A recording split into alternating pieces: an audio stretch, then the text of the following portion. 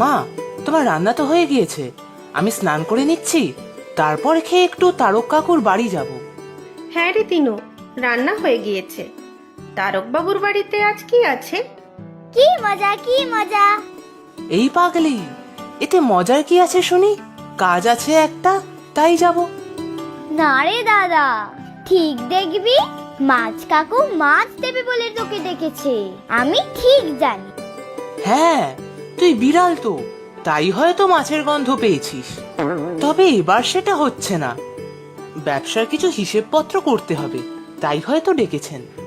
এই তিন্নি, খুব লোভা হয়েছিস তুই। সব সময় এত মাছ কি রে? আর তারক বাবু এবার রোজ রোজ কেন তোকে মাছ খাওয়াতে যাবে? সে তুমি যাই বলো মা, মাছ কাকু তো জানেই আমি মাছ খেতে কত ভালোবাসি। ঠিক দেখো, দাদার হাতে মাছ পাঠিয়ে দেবেন। আচ্ছা, দেখা যাক কি হয়। আচ্ছা দাঁড়া, আমাদের এই পুকুরটাতেও কিছু মাছ মনে হচ্ছে বড় হয়েছে। কাল তো রবিবার, ছুটি, আমি সকাল থেকে ছিপ ফেলে দেখব কোনো মাছ ওঠে কিনা। তুই মাছ ধরবি দাদা? কি মজা কি মজা! আমিও আসবো তোর সাথে। আচ্ছা ঠিক আছে, নিয়ে আসবো তোকে। চল তিন্নি, ঘরে চল, দাদা স্নান করে আসুক। আচ্ছা চলো। আর শোন দাদা, স্নান করতে করতে যদি কোনো মাছ দেখিস তাহলে খপ করে ধরে নিবি। হ্যাঁ হ্যাঁ, একেবারে লেজ কামড়ে ধরবো কাতলা মাছের। আর তুই মাছ ভাজা খাবি, মেছো ভূত একটা।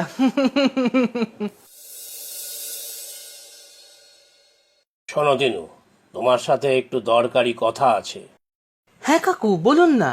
তোমার বাবা তো অন্ধ্রপ্রদেশে গিয়েছেন মাছ চাষের ব্যাপারে নতুন সব পদ্ধতি শিখে আসতে। হ্যাঁ কাকু, বাবা নতুন সব পদ্ধতি শিখে এলে খুব ভালো হবে। এখানকার ভেড়িগুলোতে অনেক বেশি মাছ হবে। হ্যাঁ, আমিও তো তাই ভাবছি। আর আমাদের ভেনামি চিংড়ি চাষ তো বেশ ভালোই হচ্ছে। তোমাদের সবার উপরে আমি খুবই কৃতজ্ঞ।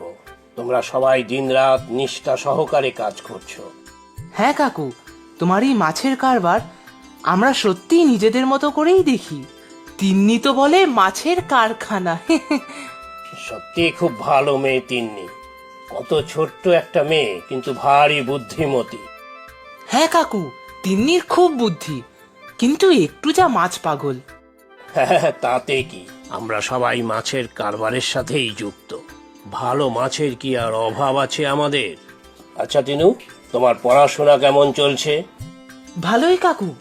আমার এই কাজের জন্য তোমার পড়াশোনার ক্ষতি হচ্ছে না তো? না কাকু, আমি কাজের ফাঁকে পড়াশোনার সময় ঠিক বার করে নিই। আমার ইচ্ছে তুমি বড় হয়ে মাছের চাষের উপরে উচ্চ শিক্ষা নাও, রিসার্চ করো। খরচ যা লাগে তা আমিই দেবো। ঠিক আছে কাকু, আমি আপ্রাণ চেষ্টা করব। আচ্ছা শোনো, তোমাকে যে কারণে ডেকেছি, কাল একটা বড় অর্ডার আছে। শহরের একজন গণ্যমান্য ব্যক্তির বাড়িতে বিয়ে, এলাহি আয়োজন, অনেক লোকজন নিমন্ত্রিত। ওনাদের মাছের বরাত আমাদের দিয়েছেন। বড় রুই, কাতলা, চিংড়ি, পাবদা সব মাছ আমাদের এখান থেকে যাবে। তাহলে তো খুব ভালো। আমি নিজে দাঁড়িয়ে থেকে ভালো মাছ বেছে বেছে পাঠাবো। মাছ খারাপ হলে বদনাম আর বিপদ দুই হবে।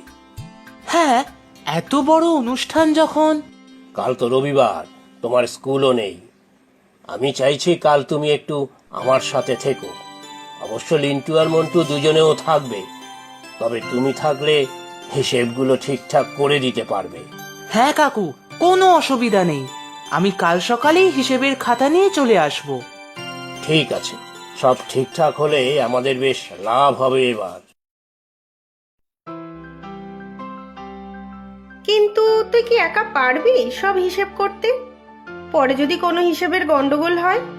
না মা, কোনো চিন্তা করো না, এমন কি আর কঠিন?